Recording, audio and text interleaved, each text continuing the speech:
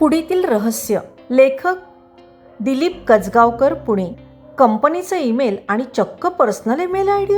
राजला आश्चर्य वाटले. तुम्हाला कामावरून कमी केलं असून कालपर्यंतच्या कामाचं पेमेंट आज संध्याकाळपर्यंत तुमच्या बँक अकाउंटमध्ये जमा होईल. हा तर खूप मोठा धक्का राजला. नुकत्याच घेतलेल्या आलिशान 3 बेडरूम फ्लॅटचा EMI जबरदस्त होता. 2 महिन्यांनी बाबांच्या गुडघ्याचं ऑपरेशन करायचं होतं. आईचं उजव्या डोळ्याचं मोतीबिंदूचं ऑपरेशन. धाकट्या बहीण रीनाचं लग्न. 1 तारखेला जमा होणारी पगाराची भली मोठी रक्कम येणं बंद झालं तर कसं होणार? अनेक खर्चांचा भार कसा पेलायचा हा विचारच त्याला घाबरवत होता. फक्त एका लाईनच्या मेलने असंख्य प्रश्न निर्माण केले होते. आईबाबा आणि नेहाला हा धक्का पचवणे कठीण जाईल म्हणून त्यांना काहीच सांगायचं नाही असं राजनं ठरवलं. राज एका मोठ्या IT कंपनीत काम करत होता.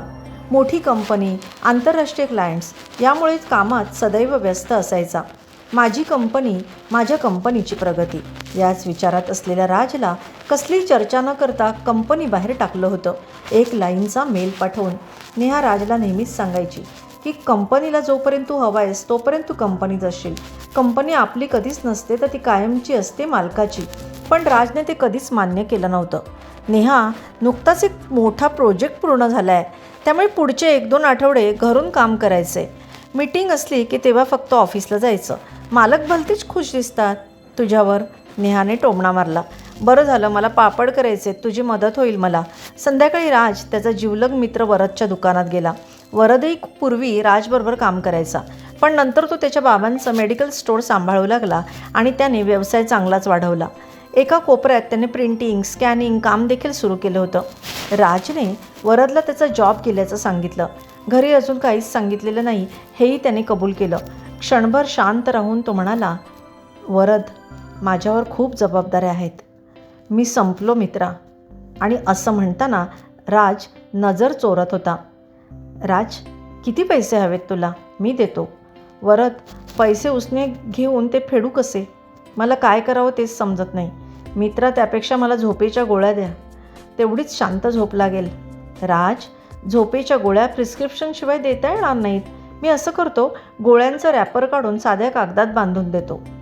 मी गोळ्या दिल्या असं कोणाला सांगू नकोस. लक्षात ठेव, रात्री जेवणानंतर फक्त 1 गोळी घ्यायची, म्हणजे रात्रभर शांत झोपशील. 2 घेतल्या तर दुसऱ्या दिवशी दुपारपर्यंत, 3 घेतल्या तर दुसऱ्या दिवशी संध्याकाळपर्यंत आणि 4 घेतल्या तर कायमचा.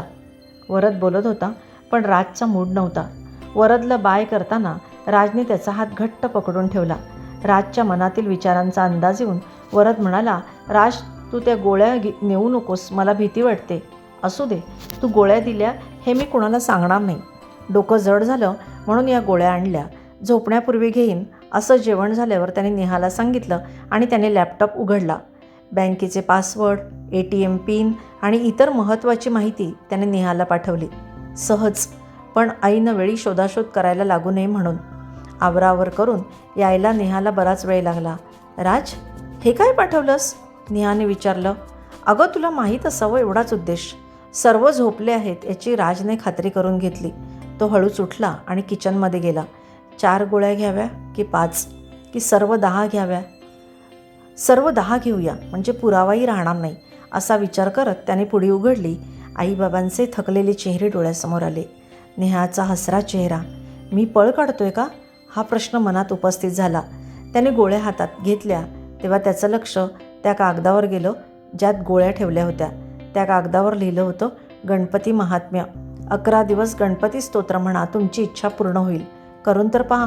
राज काही क्षण स्तब्ध उभा राहिला. त्याने गोळ्या परत त्या कागदाच्या पुडीत ठेवल्या आणि तो बेडवर आडवा झाला.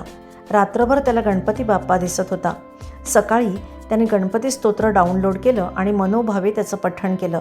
खूप प्रसन्न वाटलं त्याला. लॅपटॉप उघडून जॉब सर्च, CV, ईमेल करणं त्याने मोठ्या उत्साहात सुरू केलं. अनेक ओपनिंग्स होत्या त्याला हव्या तशा. माझी कंपनीच्या भ्रमात त्याने बाहेर कधी पाहिलंच नव्हतं. गणपती स्तोत्र पठण करून लॅपटॉप उघडणं हा त्याचा उपक्रम सुरू झाला. 5व्या दिवशी 2 फोन, मग इंटरव्ह्यू झाले. पुढचे 3-4 दिवस हे चालूच होतं, पण फेस टू फेस इंटरव्ह्यू मात्र झाला नव्हता. आज गणपती स्तोत्र पठणाचा 11वा दिवस होता. स्तोत्र पठण केल्यावर राजने लॅपटॉप उघडला. आज ढगाळ वातावरण होतं. पाऊस पडण्याची शक्यता होती. वायफाय बंद पडल्याने राजचं काम थांबलं. राज, आज संकष्टी आहे. पाऊस कधी सुरू होईल? मला सोडतोस का गणपती मंदिरात? तू वाटल्यास गाडीतच थांब, मी 5 मिनिटात येईन. नेहमी कंटाळा करणारा राज अगदी आनंदाने तयार झाला. नेहाला आश्चर्य वाटलं. राज, मी आलेच म्हणत नेहा गाडीतून उतरली. मी पण येतो म्हणत राजने गाडीतून उतरला. नेहाला 2-3 मैत्रिणी भेटल्याने ती त्यांच्याशी बोलण्यात मग्न होती. दर्शन घेऊन बाहेर येताना तो नेहाला म्हणाला, मी गाडीपाशी थांबतो, टेक युअर टाईम. हलका पाऊस सुरू झाला. 10 मिनिटं झाली तरी बाईसाहेब आल्या नव्हत्या. नेहाला फोन करण्यासाठी राजने मोबाईल काढला आणि तेवढ्यात फोन वाजला. एका कंपनीतील HR ऑफिसरचा फोन होता. उद्या 11 वाजता इंटरव्ह्यूला या. दुसऱ्या दिवशी राजचा फेस टू फेस इंटरव्ह्यू झाला. इंटरव्ह्यू घेणाऱ्या मॅनेजरचं नाव होतं गणेश. आधीच्या कंपनीपेक्षा जास्त पगाराची ऑफर मिळाली. 2 दिवसांनी जॉईन करायचं होतं.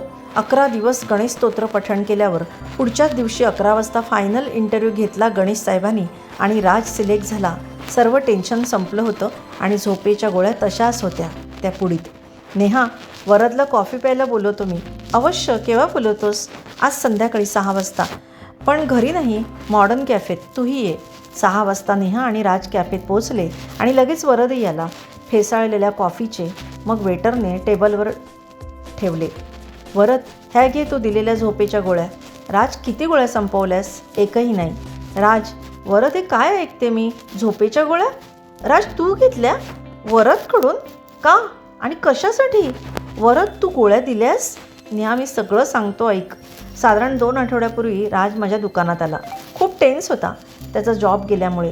राज, काय ऐकते मी? मला काही बोलला नाहीस? मला खोटं सांगितलं की घरून काम करतो म्हणून. त्याने मला विनंती केली की मला झोपेच्या गोळ्या दे, म्हणजे निदान शांत झोप येईल. मी पूर्ण वॉर्निंग दिली आणि मगच गोळ्या दिल्या. नेहा, तू काळजी करू नकोस. राजने एकही गोळी घेतली नाही. वरद, या झोपेच्या गोळ्या माझ्या टेन्शनमधून मला सोडवतील असं वाटलं होतं, पण गोळ्यांनी नाही तर ज्या कागदात त्या बांधल्या होत्या त्या कागदाने माझी सुटका केली. कागदाने? समजलं नाही मला. मी सर्व 10 गोळ्या घेणार होतो. अरे, त्या कागदावर लिहिलं होतं, गणपती महात्म्य, 11 दिवस गणपती स्तोत्र म्हणा, तुमची इच्छा पूर्ण होईल, करून तर पहा. राज, हा काय चमत्कार! मी तर प्लेन पेपर वापरला होता गोळ्यांच्या पुडीसाठी. ते वाचून मी विचार बदलला. अघोरी मार्ग नाही तर अध्यात्माचा वापर करायचं ठरवलं. 11 दिवस गणेश स्तोत्र पठण केलं आणि 11व्या दिवशीच मला इंटरव्ह्यूला या असा फोन आला. जेव्हा मी नेहाबरोबर गणपती मंदिरात गेलो होतो संकष्टीला, आज 11 वाजता माझा इंटरव्ह्यू झाला. विशेष म्हणजे मी तिथे अप्लाय पण केलं नव्हतं आणि इंटरव्ह्यू घेतला. राजला थांबवत वरद म्हणाला, गणेश सरांनी आणि तुला छान ऑफर मिळाली बरोबर? वरद, हे तुला कसं माहीत? राज, गोळ्या घेऊन तू गेलास आणि माझं टेन्शन वाढलं. मी 2-3 मित्रांना फोन करून तुझ्याबद्दल बोललो. तुझा CV आपण मागे प्रिंट केला होता, तो माझ्या कॉम्प्युटरमध्ये होताच. मी तो माझ्या मित्रांना पाठवला. परवाच गणेश सरांचा फोन आला की तुझा इंटरव्ह्यू घेणार म्हणून, आणि आज त्यांनी सांगितलं ऑफर दिली म्हणून. पहा, सद्बुद्धी देणारा गणपती. इंटरव्ह्यूचं कळलं ते गणपती मंदिरात संकष्टीच्या दिवशी. इंटरव्ह्यू घेतला तो गणेश सरांनी आणि CV पाठवला वरदने. म्हणजे काय तर गणपती बाप्पाच पावला. राज, हे सर्व झालं त्या कागदावर लिहिलेल्या 4 ओळींमुळे. त्या ओळी कशा आल्या प्लेन पेपरवर?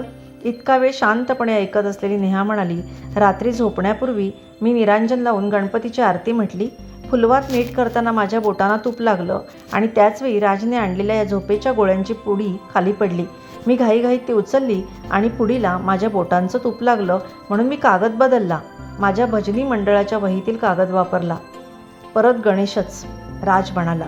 पण वरद, जर राजने गोळ्या घेतल्या असत्या तर? नेहा, चुकलोच मी. मला माझ्या चुकीची शिक्षा घेतलीच पाहिजे म्हणत वरदने पुडीतील 4 गोळ्या घेतल्या. वरदला कसं तरीच वाटू लागलं.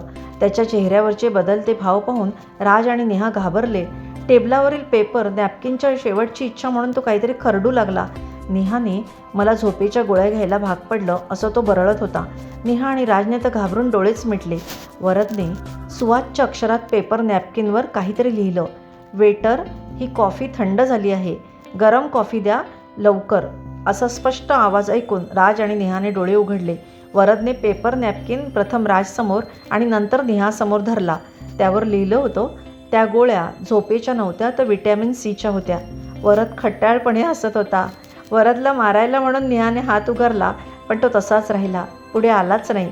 कारण तिला समोर साक्षात वरद दिसत होता. लेखक दिलीप कजगावकर, पुणे.